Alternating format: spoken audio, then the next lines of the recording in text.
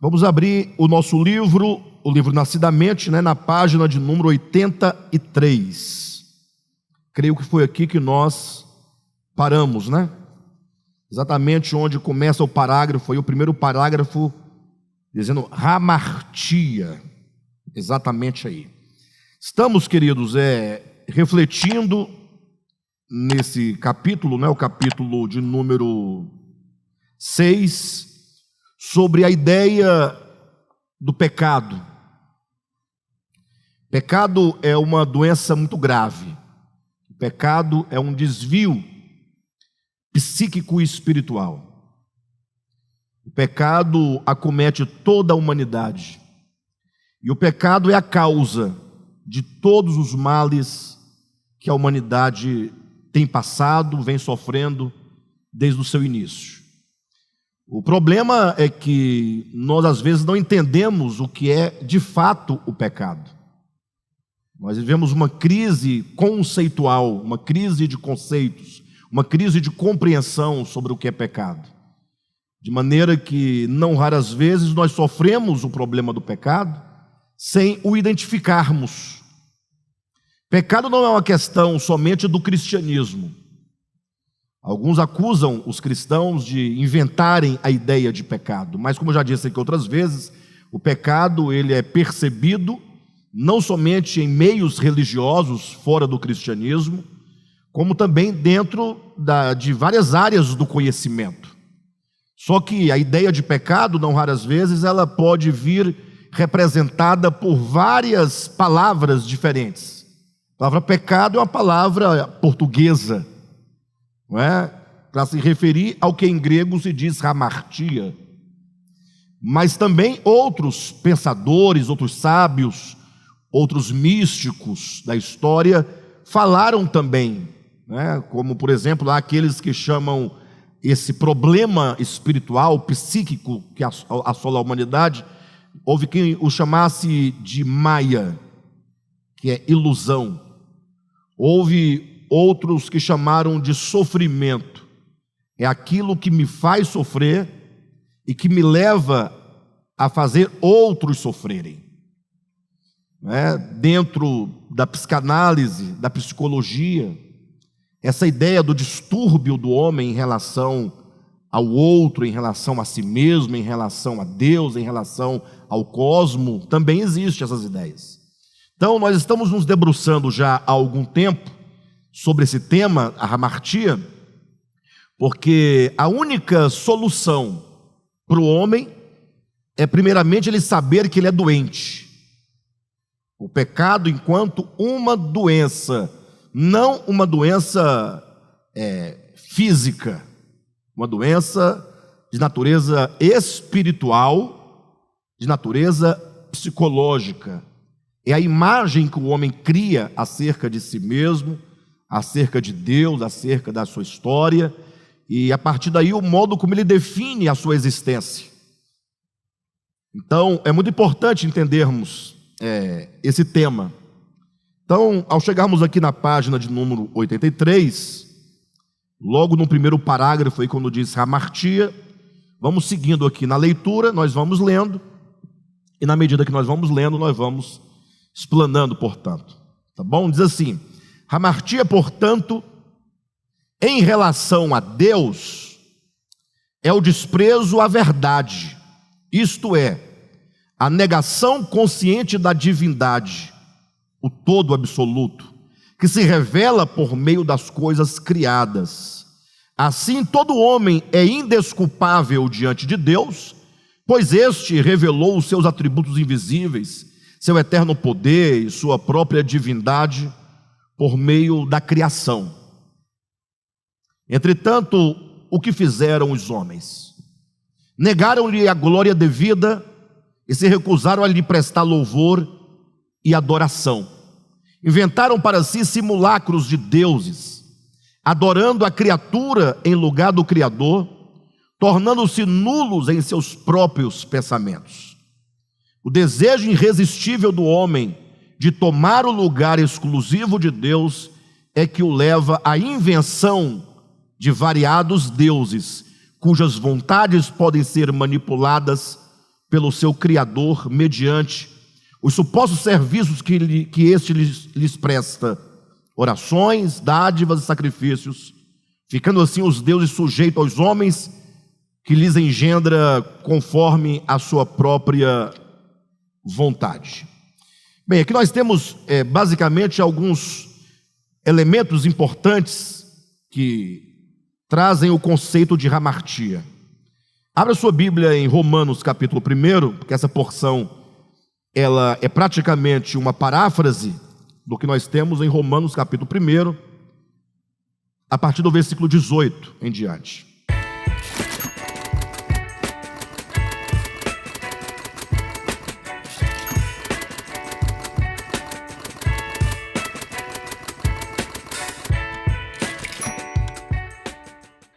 E aqui o ensinamento de Paulo é claro.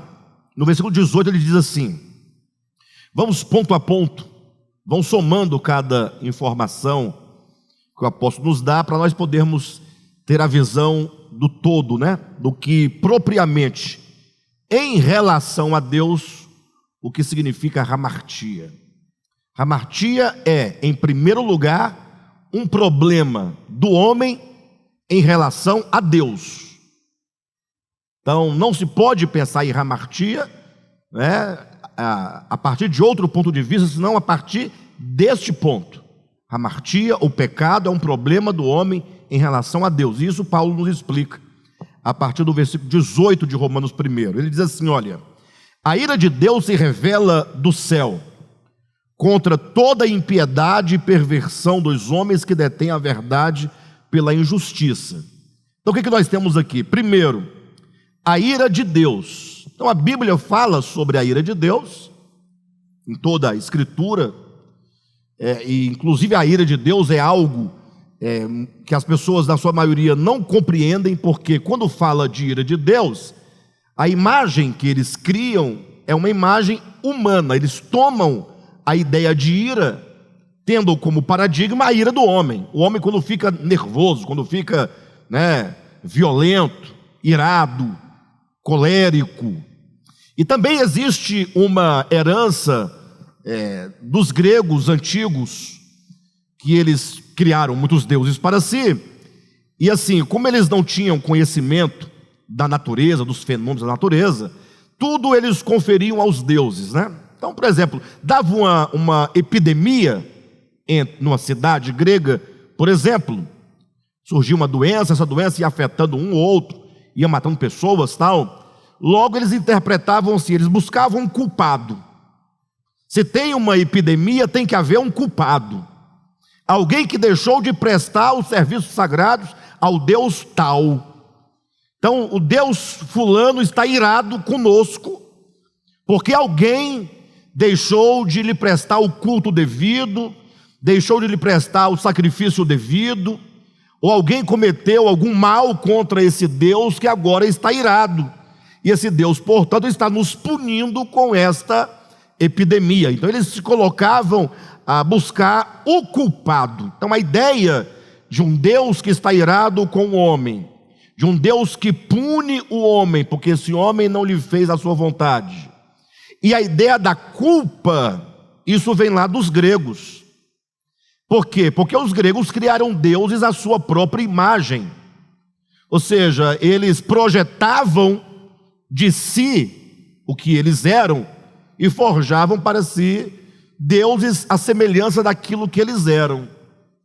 Então eram deuses humanizados, mas não humanizado como se hoje em dia a palavra humanizado, em outro contexto, não é? Mas no sentido de que os deuses eram tão violentos como os homens, eram tão caprichosos como os homens.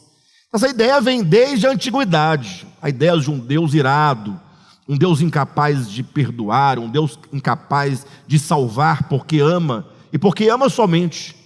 Um Deus incapaz, né? Um Deus incapaz de perdoar, um Deus incapaz, enfim.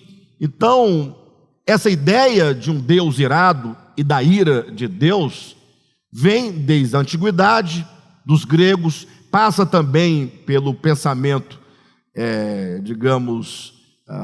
o pensamento dos hebreus, Antigo Testamento, é um pensamento rudimentar, e evidentemente toda essa compreensão equivocada acerca de Deus, certamente é porque eles não conheciam o Deus verdadeiro. Eles tinham uma certa compreensão possível acerca da divindade, mas ainda muito suja da cultura humana, do pensamento humano, das ideias humanas, do tempo, um tempo rudimentar, um tempo pueril. Foi somente então quando veio Jesus Cristo ao mundo que então o Pai começa a ser revelado na sua verdadeira essência.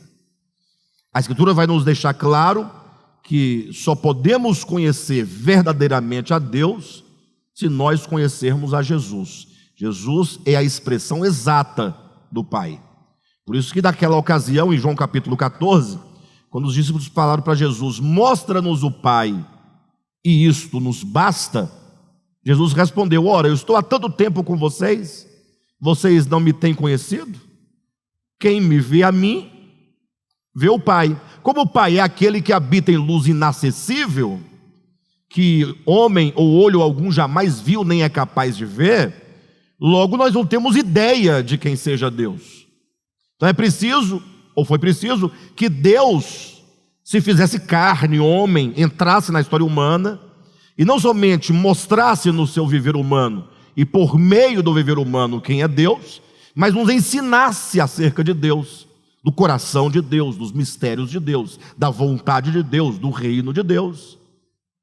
Então, nós temos que corrigir a nossa visão. Mas quando a Bíblia, portanto, usa a expressão, a ira de Deus, isso é um fato.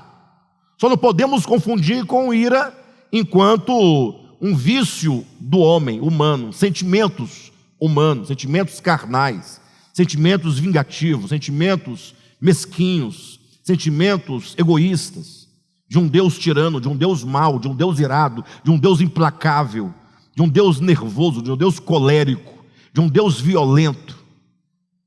Não é? Por isso que Jesus, quando falava acerca de Deus, o chamava de Pai. E a figura que melhor ilustra o coração do Pai é o pai da parábola do filho pródigo. É aquele pai que recebe e acolhe o filho que saiu de casa, e o filho vinha decorando, ali a sua oração. O que dizer para o pai? O que dizer para o pai? Então, de tudo que ele pensou, ele falou: olha, só tem uma coisa para dizer: Pai, perdoa-me, porque eu pequei contra ti, pequei contra os céus, e não sou digno de ser chamado teu filho, e recebe-me então, pelo menos, como um empregado teu. Então, qual é a mente do filho pródigo? É uma mente mercantil, é uma mente de alguém que não conhece a Deus, que não sabe quem é Deus, e pensar: ele pode até me receber de volta, mas sob condições. E eu sei que alguém vai falar: mas e Deus não impõe condições? Nenhuma condição, absolutamente nenhuma condição. Basta ler 1 Coríntios 13, ali quando Paulo fala dos atributos do amor, o amor que não que tudo sofre, tudo sofre. Ele sofre a injustiça que o homem comete contra ele. É um amor que não se exaspera,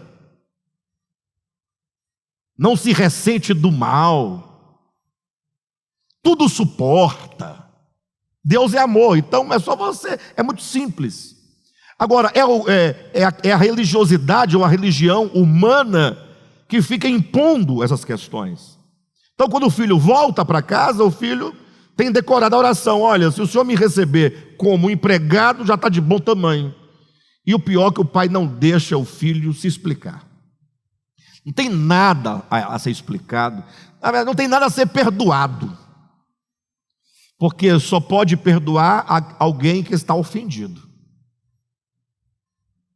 Mas a Bíblia fala que Deus nos perdoa, sim, mas é apenas uma linguagem humana, porque é tão difícil falar daquilo que nós não compreendemos, porque nós é que somos vingativos, e somos nós que temos profunda dificuldade de perdoar o outro. Na verdade, o ato do perdão, por mais belo que seja, a ideia do ato de perdoar, parece uma coisa bonita, mas é rudimentar. A ideia de perdão é a ideia de alguém que fala assim: olha, você me fez o mal, eu me ofendi, mas vou te dar uma chance. Diferentemente daquele que não pode ser ofendido, porque ele conhece o homem, ele criou o homem. E antes de o homem ser criado, e antes do homem mesmo cair, o fato é que o Cordeiro de Deus já havia sido imolado, né? Então não tem nada. Agora, isso não significa, tomem cuidado, que essa ideia verdadeira sobre Deus, cuidado para não nos levar para uma vida, né, de libertinagem, de achar, não, está tudo feito. Então, talvez a pessoa perguntou assim: olha, se Deus é esse Deus mesmo que se apresenta, é Deus de amor, então nós não precisamos mais nem de orar, precisamos mais de fazer o bem. Então você orava e fazia o bem, era para quê? Era para ser salvo, né? É um jogo, né?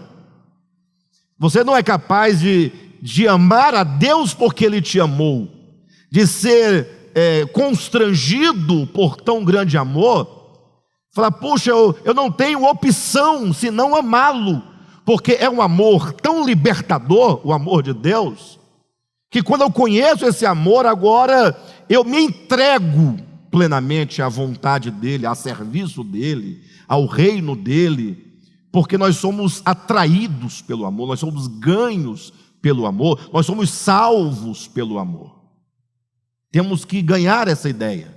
Então, quando a Bíblia fala sobre a ira de Deus, nós vamos perceber que a ira de Deus pode ser entendida que Deus, sendo Ele todo amor e puro amor, Ele permite que os homens se afastem dEle, porque eu não permitiria, sou honesto com vocês, se eu tivesse o poder que Deus tem, eu não deixaria vocês se afastarem de mim, eu os obrigaria pelo meu poder a ser aquilo que eu quero que vocês sejam, tiraria a liberdade de vocês. Nós fazemos isso em pequena escala, até com amizades. Pessoas que têm uma amizade e o amigo não pode fazer nada que contrarie o amigo, porque senão fica com raiva do amigo, porque o amigo não faz o que eu quero que ele faça. O amigo não pode dar uma festa e não chamar o amigo, porque o amigo tem que é obrigado a chamar o outro amigo para a festa. Eu não sou obrigado a chamar ninguém, ué. Não sou obrigado. E não é porque eu não te chamei que eu gosto menos de você, é porque foi outra situação, foram outras pessoas, foi outro contexto. Isso é uma bobagem tão grande, não é? Então, de todo modo, a ira de Deus é Deus deixando o homem seguir o seu próprio caminho, mesmo sabendo Deus que esse caminho é um caminho de dor, é um caminho de morte, mas porque Deus nos fez livres, então Ele nos ama tanto, que Ele fala: olha, mas você vai sofrer. Esse sofrimento próprio das suas escolhas e dos seus caminhos é o que a Bíblia chama de juízo de Deus. Não é Deus ativamente chicoteando o pecador porque ele cometeu um erro, mas é o homem colhendo o fruto das suas ações, das suas decisões, e Deus, podendo impedir que soframos, não impede. Ele não impede. Só que Ele tem um plano, porque nós nos desviamos dentro de um eixo temporal. Então, tudo que nós podemos fazer é uma previsão do que podemos fazer dentro do tempo. mas Deus tem um plano eterno, de que no final Ele atrairá todos para si. Ou seja, para Deus ter uma vontade absoluta, não precisa negar a nós vontade relativa. Vocês entendem? Porque tem uns que pensam, para Deus ter vontade, Ele tem que impedir que nós tenhamos vontade. Para Deus ser soberano, nós não podemos ter vontade alguma, decisão nenhuma. Aí seríamos um tanto de fantoches na mão de Deus, tanto de autômatos na mão de Deus, não é? Mas como a vontade de Deus é absoluta e eterna, Ele vai vencer a nossa vontade. Ele vai vencer. Todas as vontades se renderão à vontade dEle, mas com muita dor e com muito sofrimento. Agora, com muita dor e com muito sofrimento, não é que Deus preferiu o caminho da dor ao invés de outro tipo de caminho. É porque não há crescimento sem dor. Não há amadurecimento sem dor.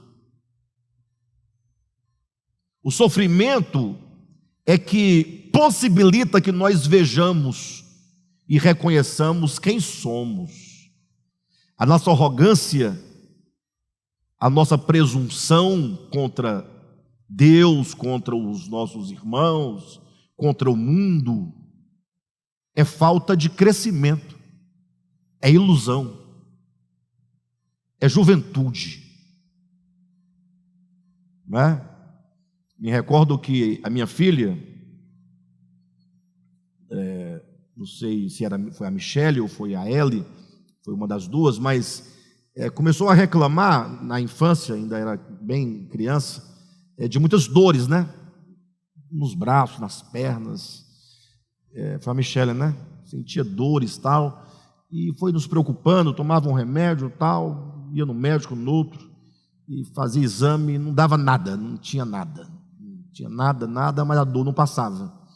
Geralmente de noite, mas a gente orava, né? Expulsava a dor, espírito de enfermidade, fazia tudo o que era possível fazer, nada, até que um dia um médico, um senhor, já bem vivido, bem experiente, falou: "Ô pai, não se preocupe não, esta é a dor do crescimento, é a dor do crescimento." Então não acontece com todos, mas os ossos vão crescendo, vão se esticando, os tendões, os nervos vão se acomodando aí isso gera dor. Às vezes nem todos sentem, mas existe a chamada dor do crescimento. E ela cresceu bastante, por sinal. Ela tem 1,96 m, 98, por aí. A bichona é grande de verdade. Então, assim, é que o sofrimento, ele amadurece. Eu fico imaginando o filho pródigo, né? Quando ele voltou, quão maduro ele não estava. Eu até acredito que a saída do filho pródigo era algo totalmente necessário. A gente não entende isso, não é vontade caprichosa de Deus, porque os teólogos e a teologia são horríveis. Eles dizem, não, o pecado era a vontade de Deus. Eles entendem como uma coisa caprichosa, um Deus arquiteto que tem uma prancheta e fica traçando, é por aqui, é por ali. Mas não, é porque a vida humana, a existência humana é orgânica. Não há salvação real, orgânica, da alma, do coração, do espírito, da mente, das vontades, das emoções, do ser, se não houver um profundo quebrantamento interior. Eu dizia para os irmãos antes de nós entrarmos aqui no local hoje, salvação nem se ganha nem se perde, salvação se experimenta, se vive, é algo que acontece, está acontecendo, não é? Então, quando a gente fala de Deus, do perdão de Deus, é somente essa ideia, né, que nós estamos falando, que Deus, Ele não tem nenhum ressentimento, nenhuma mágoa acerca de nós, Ele sabe de tudo, de todas as coisas, desde o princípio. O seu plano já está estabelecido. Antes de começar, já sabia como terminar. Se bem que começar e terminar também é uma linguagem humana. Para Deus não tem nem começo nem fim, porque começo e fim existem dentro dEle. É difícil falar essa linguagem divina, por isso que a Bíblia vai usar a expressão a ira de Deus, a linguagem humana, para dizer, dói, o pecado dói, e as consequências do pecado são terríveis. Então a expressão ira de Deus é só para você entender a dor que o pecado causa. Então o texto diz, a ira de Deus se revela do céu. E é interessante como Paulo coloca que ela se revela, né? Não diz se revelará. Diz que ela se revela, é um presente contínuo, presente atual. Ela se revela do céu contra toda impiedade e perversão dos homens. Então a ira de Deus não é contra os homens, é contra toda impiedade e perversão dos homens. Então, essa crise entre o homem e Deus, se é que podemos colocar nesse sentido, é em razão da iniquidade, da maldade, da perversidade e da perversão. Agora, quando a gente fala de perversão, de iniquidade, de pecado, a pergunta é, ora, o que são essas coisas, né? Tem que perguntar, o que são essas coisas?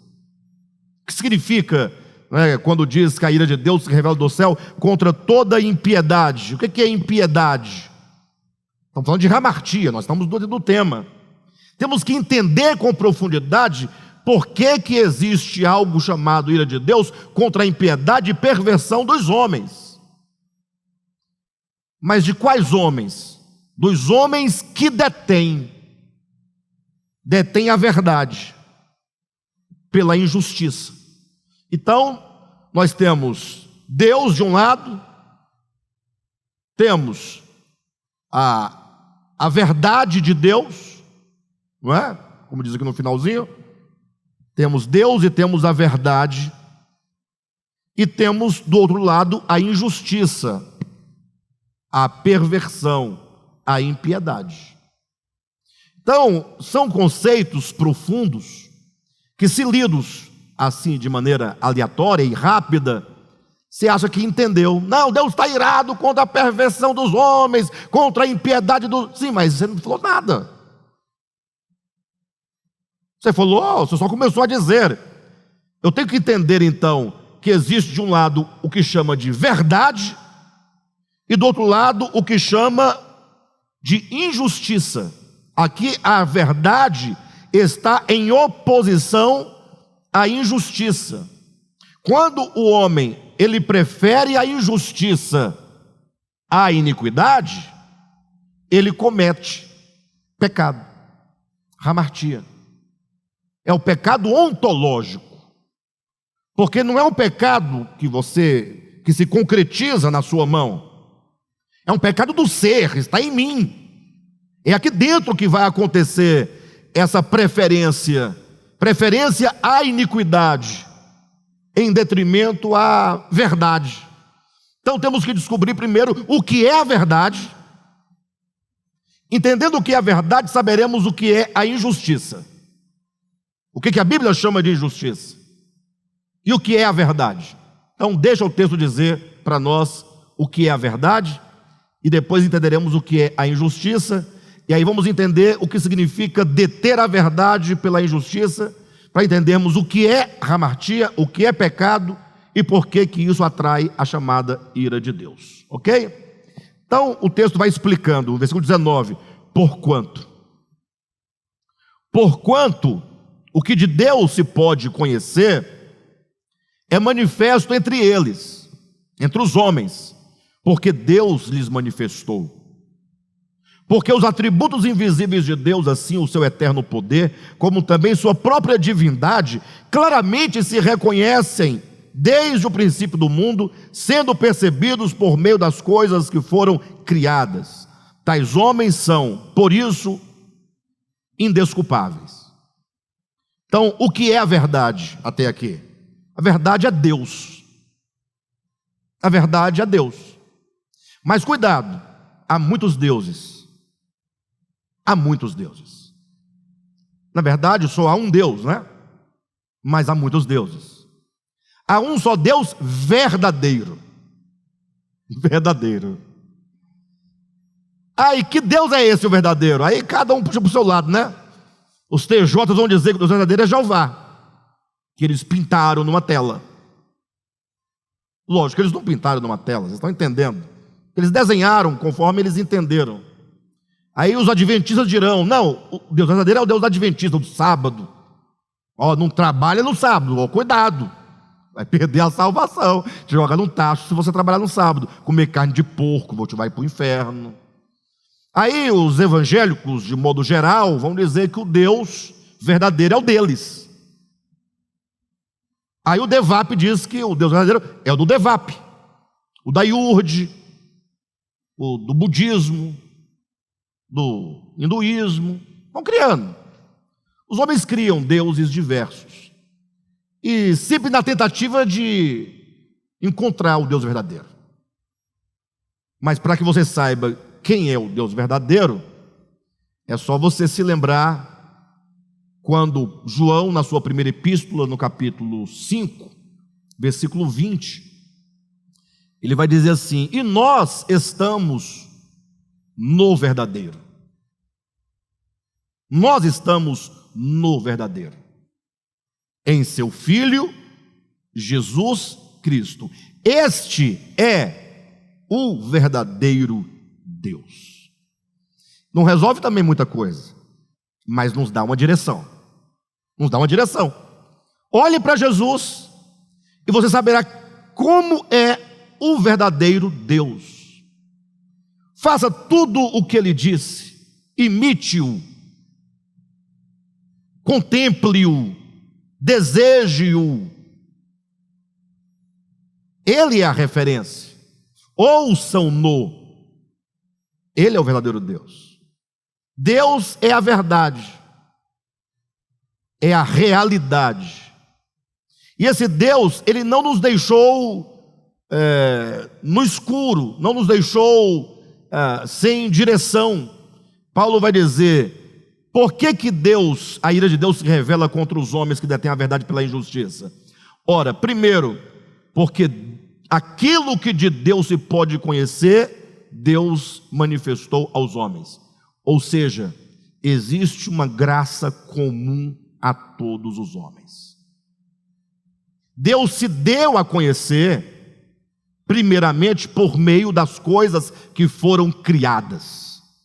Paulo vai dizer que os ricos atributos de Deus, o poder de Deus e a própria divindade de Deus, ou a própria divindade, são manifestadas por meio das coisas criadas. Ou seja, onde houver um homem na terra, em qualquer lugar ou em qualquer tempo, está diante de um Deus de amor e de graça, que se revela na criação. Ou seja, a criação poderíamos dizer que é o primeiro evangelista, o primeiro a anunciar o evangelho, a anunciar o amor de Deus, a anunciar o próprio Deus, é a própria criação. De modo que nenhum homem pode falar: eu não ouvi, eu não sabia, eu nasci no tempo errado, nasci no hemisfério errado. Porque segundo o cristianismo tradicional, quem viveu fora dos limites do hemisfério ocidental está perdido. Eles não dizem assim, conforme eu estou dizendo agora, mas a conclusão a que se chega é: você não pode ser salvo se você não ouvir a pregação do evangelho histórico. Logo, o evangelho histórico é ocidental. Lógico, o evangelho de Jesus não é ocidental. O evangelho de Cristo, o evangelho de Deus, ele é universal, ele é atemporal. Só que, do ponto de vista da história, ele só é pregado a partir de 2000 anos para cá. Então, o cristianismo tradicional vai compreender: quem viveu fora dos limites do Ocidente, e fora dos últimos 2000 anos, está o quê? Condenado, está perdido. Aí vão dizer, mas não, Deus é Deus, Deus tem, a gente não pode se envolver com isso. Não, é por isso mesmo que, sendo Ele Deus, Ele não faria uma doutrina dessa que você prega, porque Ele é Deus. Então, antes de Ele estabelecer o sacerdócio araônico, que era preso e exclusivo ao tempo e espaço, próprio do povo de Israel, havia já um ministério sacerdotal atemporal de toda a humanidade, que é o ministério misterioso, né? Melquisedeque é aquele de quem não há registro, não há pai, nem mãe, nem princípio de dias, nem fim de existência, não há genealogia, ele não está preso a nenhuma categoria, a nenhuma religião, a nenhum local, a nenhuma etnia, e é por meio desse sacerdócio universal que Deus alcança a humanidade. Então Deus é a verdade, e a primeira coisa que Ele faz, Ele se revela. Agora, o que os homens fazem com tal manifestação de Deus, com tal revelação? Aqui vai surgir o conceito primordial de pecado, de hamartia. O que fazer diante da criação? Primeiro, eu não criei, eu não crio. Então, quem criou, né, pode não saber muito sobre ele, mas esse que criou é maravilhoso. Você já pensou, já parou para pensar na criação? A chuva. Mas está tendo inundações e tal. E vai ter mais. E vai aumentar na medida em que os homens destroem a terra. As consequências, a ira de Deus se manifesta do céu. São as consequências, não é Deus mandando chuva, não. É que a terra vai entrando em desequilíbrio.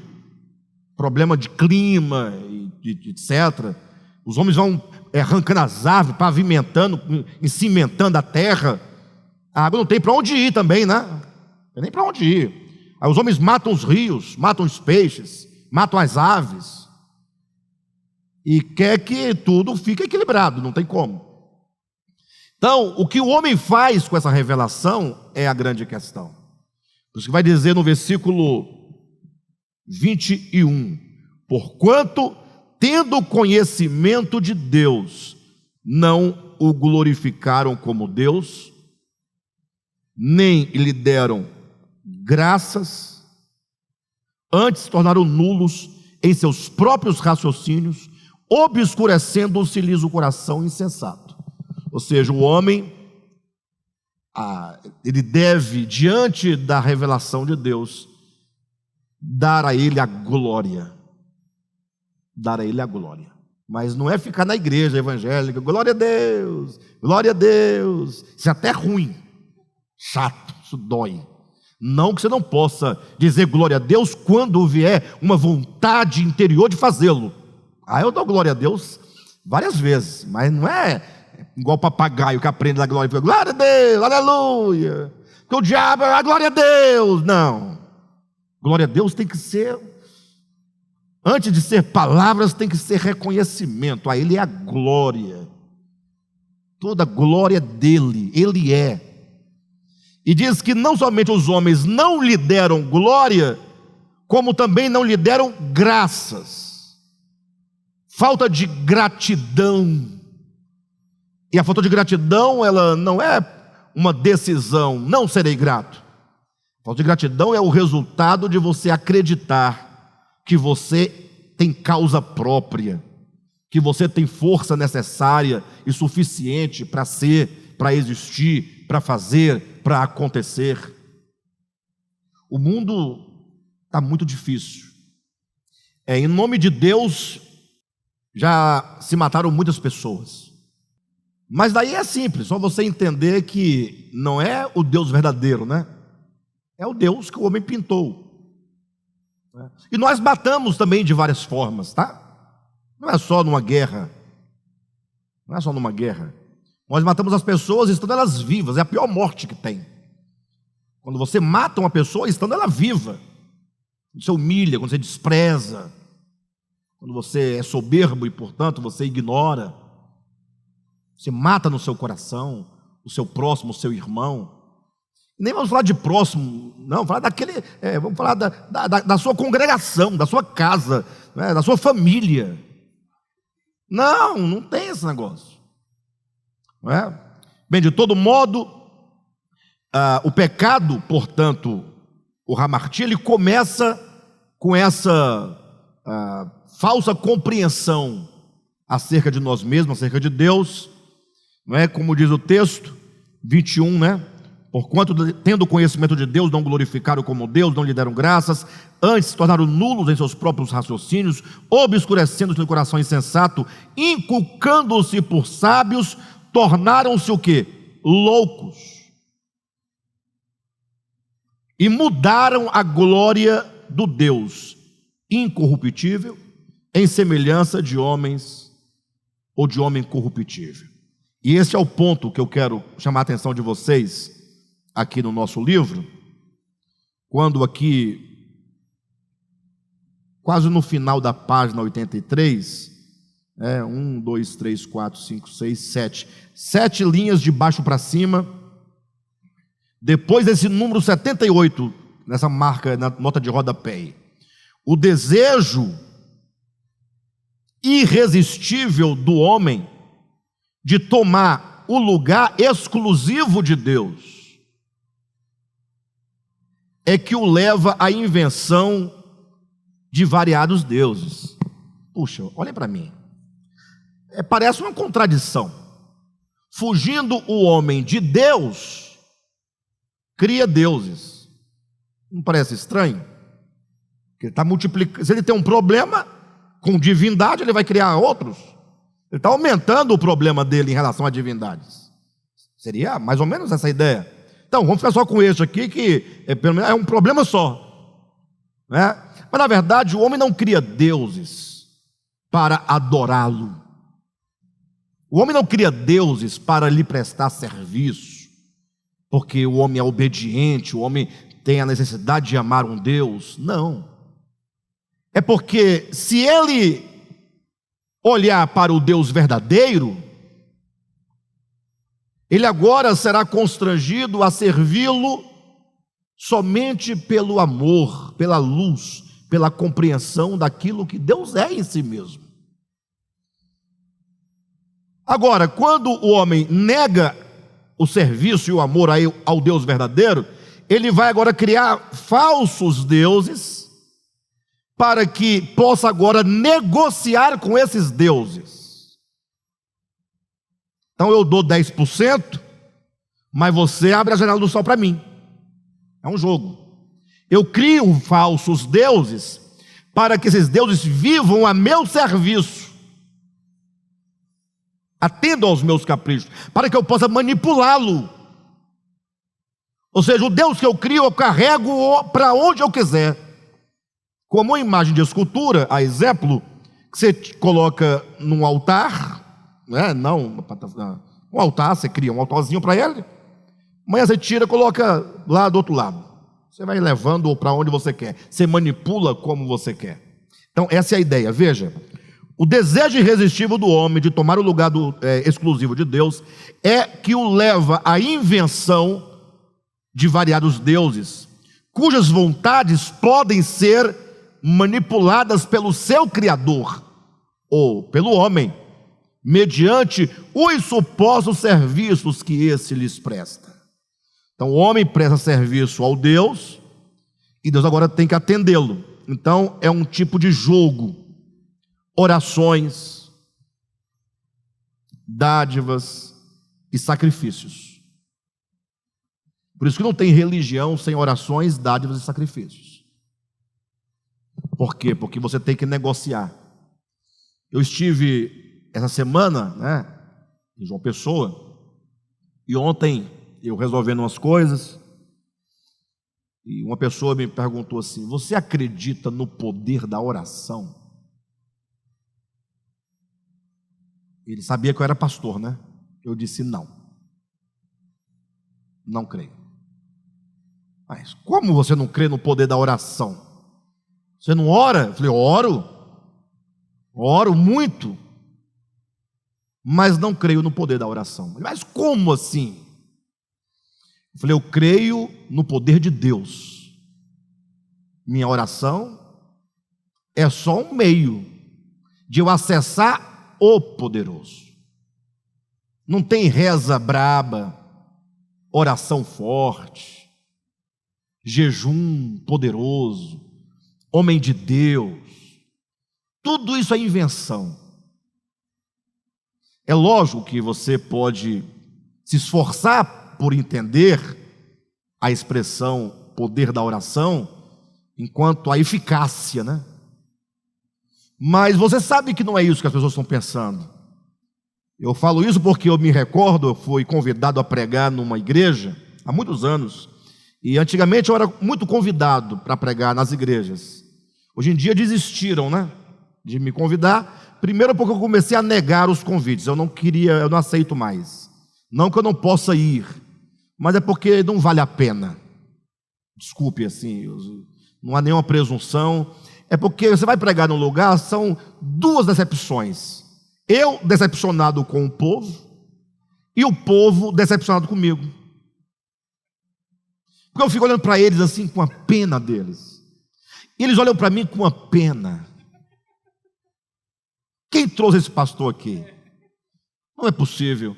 Sai todo mundo decepcionado para casa. Falei, eu vou parar com isso. Eu não vou mais mexer com isso não. Não vale a pena, não vale a pena. E aí eu fui convidado para ir num lugar, e eu fui, e eu preguei. Acabando de pregar, o pastor da congregação local, no encerramento do culto, falou, irmãos, vocês sabem que todo final de culto, depois da oração final, eu oro pelas pessoas, né? E aí, hoje, como o pessoal já está aqui, nós vamos fazer duas filas. Eu oro numa fila, ele ora na outra fila. Então, façam duas filas, o Alexandre ora por vocês aqui e eu oro de vocês por aqui. Quando formaram as filas, a minha fila era enorme, grande. E a do pastor local, como está lá todo dia e ora todo dia, estava pequena, porque eles querem uma oração mais fresca, mais nova. Deus vai fazer alguma coisa diferente, né? É uma fantasia danada. E aí eu peguei e orava, Senhor, em nome, abençoa a tua filha em nome de Jesus, amém. Senhor, teu filho, tu o conhece, abençoa em nome de Jesus, amém.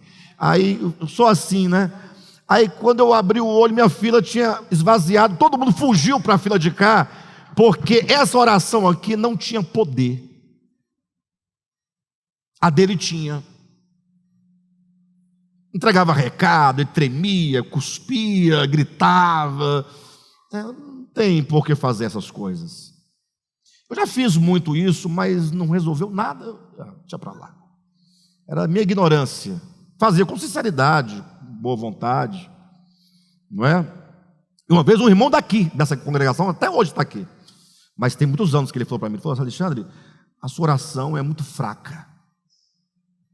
A sua oração é fraca. Eu falei, como é que é uma oração forte? Né? Aí ele foi explicar, né? Eu falei, não, eu não creio no poder da oração, nesse sentido não. Eu não creio, eu creio que a oração é um meio de eu acessar o poderoso, aquele que pode realizar. E uma vez que ele o fizer, não foi a minha oração que fez nada absolutamente, foi ele que fez. Não é? Então a oração é só graça de se aproximar de Deus e conversar com ele, lançar suas ansiedades, não é? E é isso aí.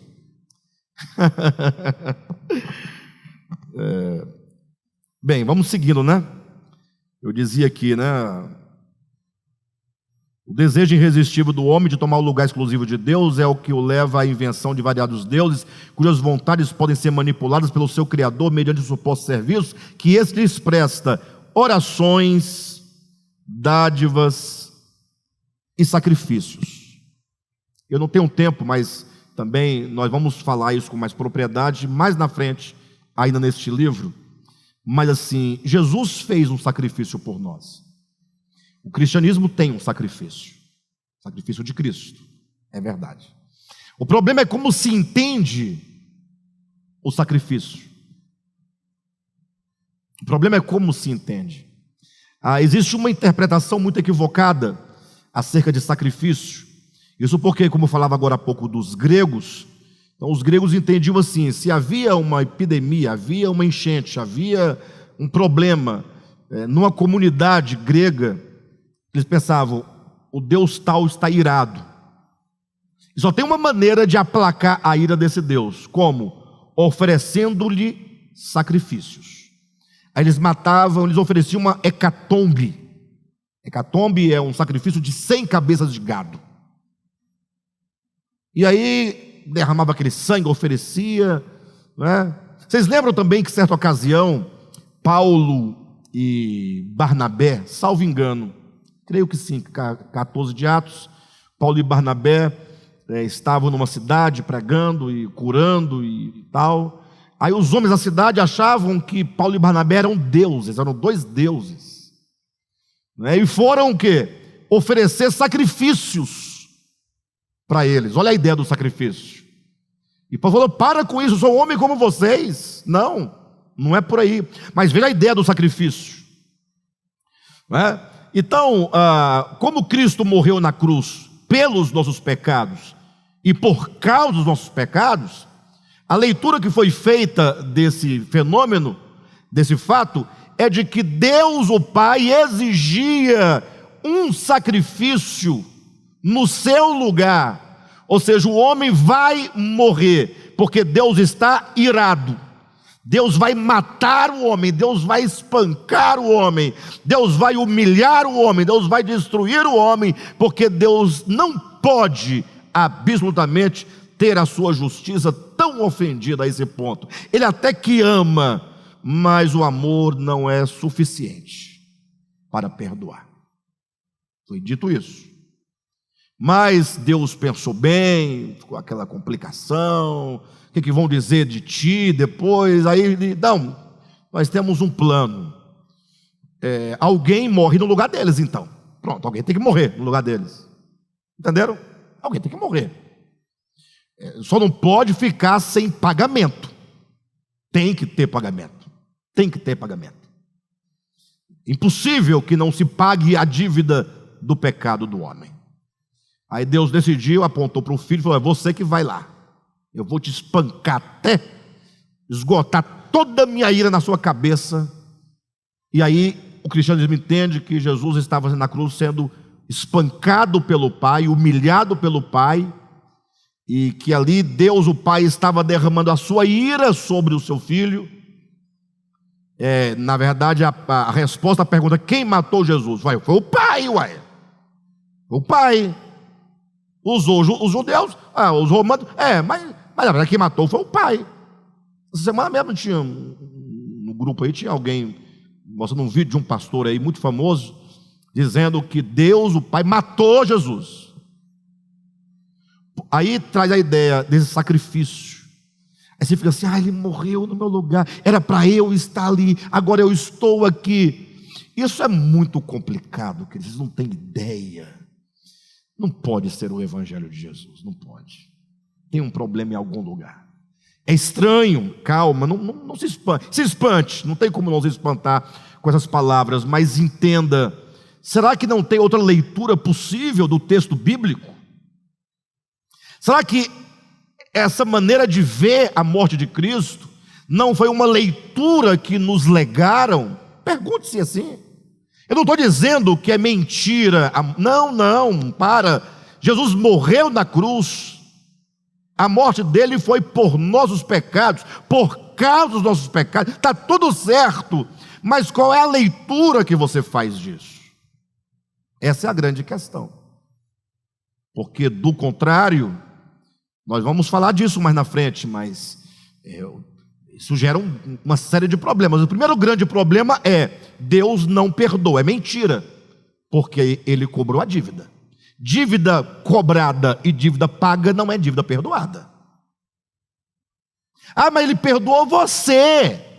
Mas cobrou do outro. Esse é o primeiro grande problema. Que diabo de perdão é esse que não é capaz de falar: você está livre, pode ir? Estranho, que diabo de perdão, mas não tem outra palavra para dizer aqui. Se está perdoado, está perdoado. Não pode cobrar. Esse é o grande problema que a teologia nunca vai conseguir explicar.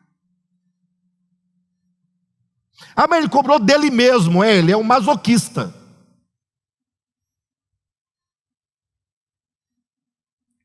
O segundo problema, essa morte física resolve o problema de natureza espiritual? Afinal, que tipo de morte o homem devia para Deus? A morte física ou a morte eterna? Que tipo de morte morreu Jesus? A eterna ou a física? E se eu disser que ele morreu a morte eterna? Mas a morte eterna não é a morte física, e nem aconteceu há 2000 anos. A morte eterna é a morte na eternidade do ser, do esvaziamento, da entrega de si mesmo. É a kenosis. Aquele sacrifício no sentido da palavra sacrificar, de imolar, derramar sangue, bater, chicotear, isso não resolve o problema de natureza espiritual. Não resolve. Outro problema que essa doutrina nos traz. Tudo bem. Jesus pagou ou não pagou? São problemas. Pagou ou não pagou? Está pago? Se está pago, está pago. Por que ficam ameaçando as pessoas de irem para o inferno, se está pago? Ele vai cobrar de novo? Ele pagou? O outro recebeu? Mas você tem que pagar. É um cheque pré-datado sem fundo. Seria um cheque pré-datado sem fundo.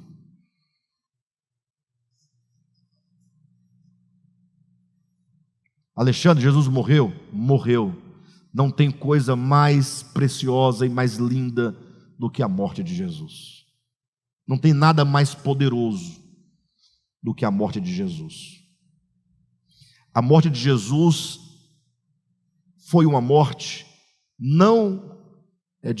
foi uma morte que aconteceu pela ousadia do filho de entrar na casa do valente. Ele falou: vou entrar nessa casa do valente e eu vou tirar todos vocês daí. Só que quando ele entra, a serpente lhe fere. Não somos salvos porque ele foi ferido.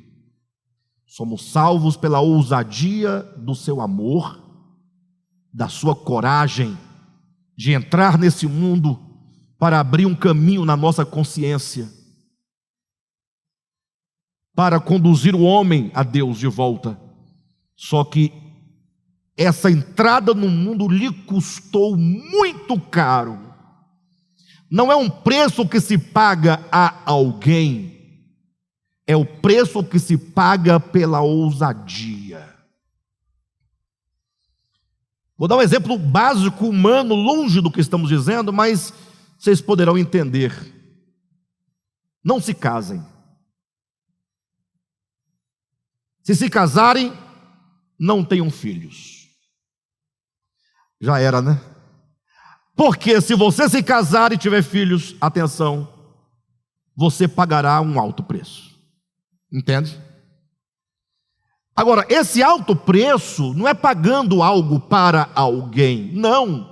São as dores necessárias do casamento e da família. Você vai ser humilhado, seu filho vai te humilhar muitas vezes. Você vai fazer o melhor para o seu filho que você pôde fazer, e ele vai ficar com raiva de você e vai te jogar na cara que você não é um bom pai. Aí eu pergunto: você está pagando um alto preço, você está sofrendo, isso é um sacrifício, mas não é um sacrifício é um sacrifício em razão de. Quem está entendendo? Então, quando Cristo entra no mundo, as trevas ficam iradas contra a luz. Os poderosos não querem sair do trono para que o rei se assente. O ego não quer ser destronado. Então só tem uma maneira: vamos banir esse camarada daqui, vamos matá-lo. Quem mata o filho são o pecado, é o pecado, é o ego, é a maldade, é a ignorância, são as trevas.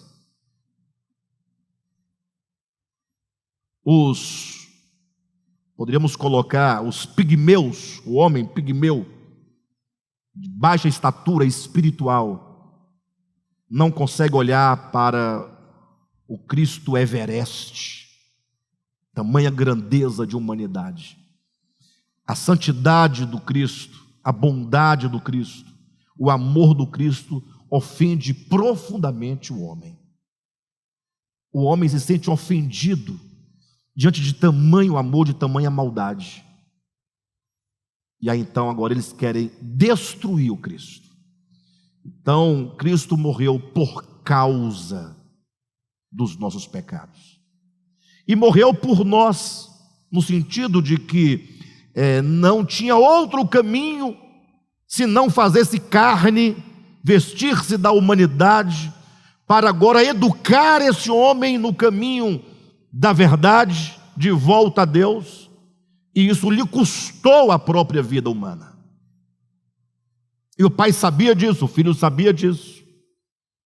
Mas ainda assim é dito: Deus estava em Cristo naquele momento.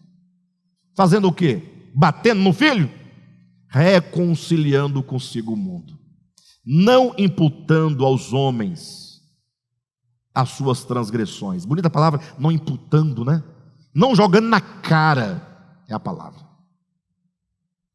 Mas lhes confiou, ou lhes confiando, a palavra da reconciliação.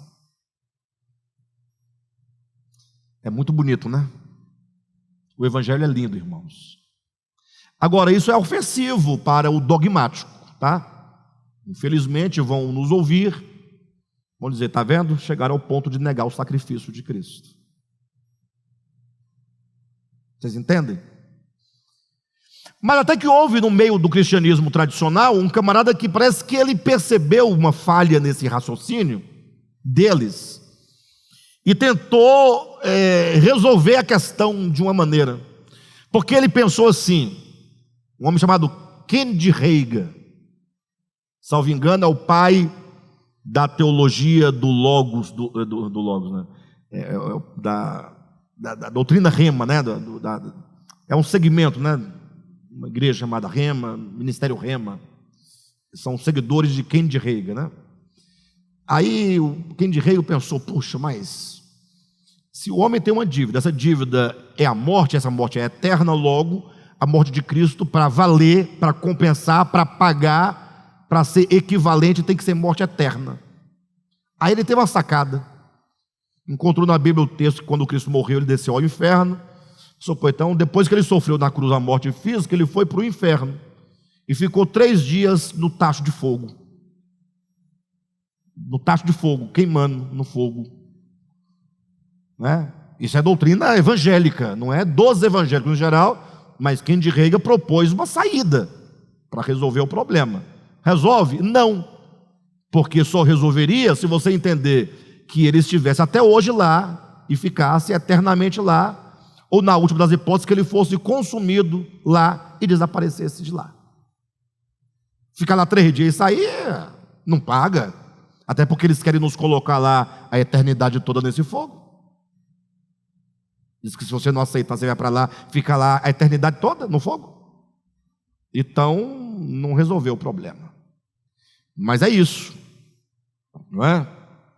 O desejo irresistível do homem de tomar o lugar exclusivo de Deus é que o leva à invenção de variados deuses, cujas vontades podem ser manipuladas pelo seu Criador mediante os supostos serviços que este lhes presta, que o homem presta aos deuses, orações, dádivas e sacrifícios, ficando assim os deuses sujeitos ao homem que lhes engendra conforme a sua própria vontade. O homem gera, ele cria, engendra os deuses conforme a própria vontade humana.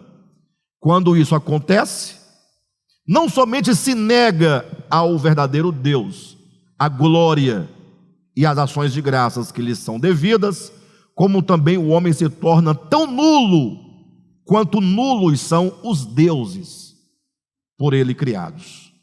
Ao proceder deste modo, erra o homem o alvo de sua existência, pois este foi criado para a glória de Deus. Então hoje nós avançamos até esse entendimento de que o pecado primordial nasce, sobretudo, da falta do reconhecimento de quem Deus é e da ilusão que temos acerca de nós mesmos. É isso que nos leva a nos afastar do Criador. Agora, parece que o problema nosso está resolvido, né? Não, mas eu dou glória para Ele e agradeço todo dia, para mim está tudo certo. A grande questão que nós vamos verificar é que a hamartia vai ganhar expressão na nossa vida cotidiana e prática, porque o desprezo que se dá ao Criador será manifestado no desprezo que nós damos ao nosso irmão, será refletido no desprezo que nós damos às coisas criadas. O modo como nós nos relacionamos com nós mesmos, com o nosso irmão e com a criação de Deus vai refletir se nós estamos ou não dando a glória devidas a Deus.